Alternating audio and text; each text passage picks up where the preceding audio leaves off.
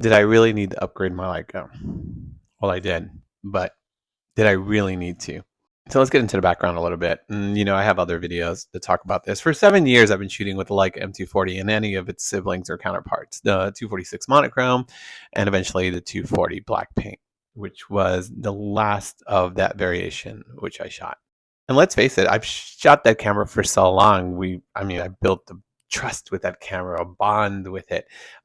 We had been through the trenches. I mean, shooting in streets, galleries, magazines, collaborations, you name it. Almost anything that's happened to me within the last 7 years, the M240 and its counterparts were there for all of it. This wasn't just a camera for me. It was an extension of my brain. I knew its limitations. I knew its quirks. And I pretty much knew how far I could push it. And pushing it, well, that's where we are and what led me to the upgrade. So why do you upgrade? Did I really need an upgrade? Well, let's get into that. So why not an upgrade? I mean, we could just touch on that. It's going to be very quick.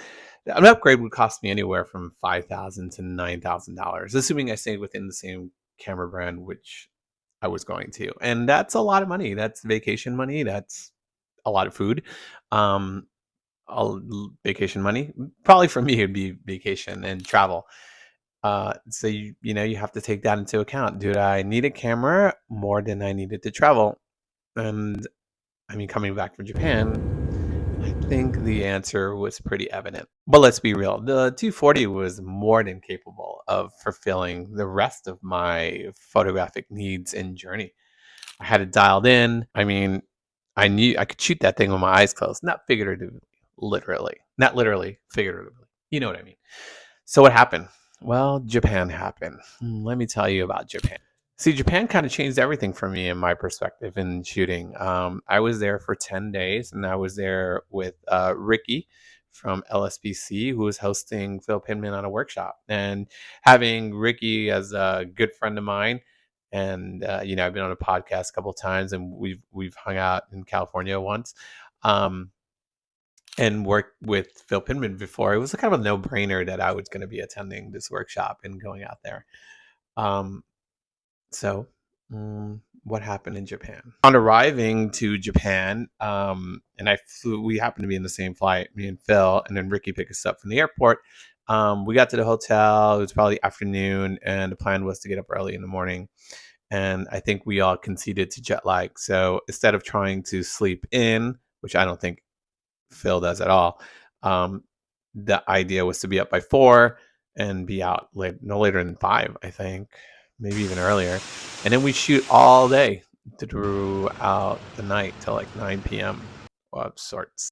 So here, I don't shoot in all the conditions. And what I mean by that is I don't shoot at night very much, and I don't shoot early mornings, mainly because my schedule doesn't permit. So being in Japan and shooting early mornings in all conditions, so streets, alleyways, shadows, harsh light, early light, blue light, all the conditions.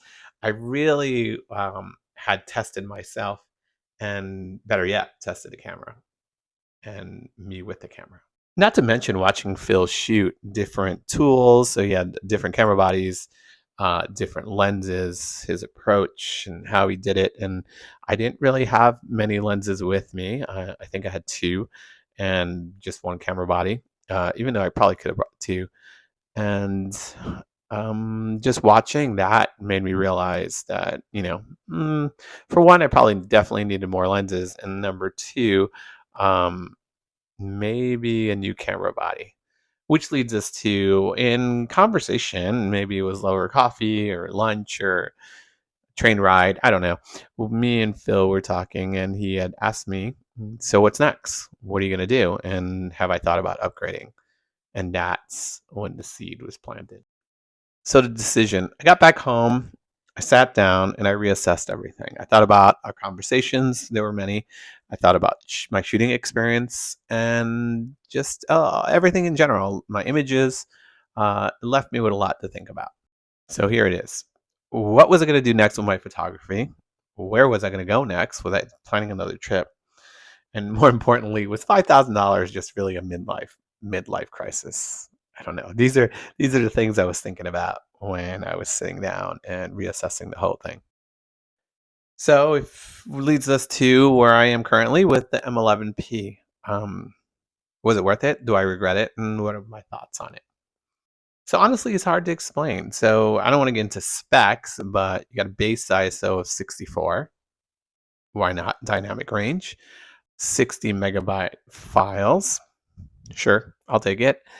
And electronic shutter of 1/16,000th of a second, just because sometimes the sun just hates you.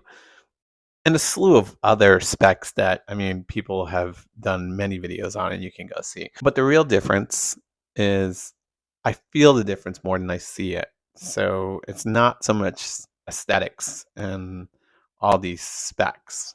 And though, yeah, it's not about the megapixels and the specs, kind of is in the sense that now I have more room to create with this camera. So at the end of the day, it wasn't really an impulsive buy, right? Because I kind of told you guys, I thought about a lot of stuff. It's more about what do I want to do and what do I want to create and what can help me get there. So that's really why I'd made the purchase. If you're in the same situation as me and you're thinking, do I need to upgrade? Maybe not. But if you feel you've outgrown your tool, then maybe it's a good time to invest in the next chapter of your photographic venture. So now, if you excuse me, I got some shooting I got to do. Peace.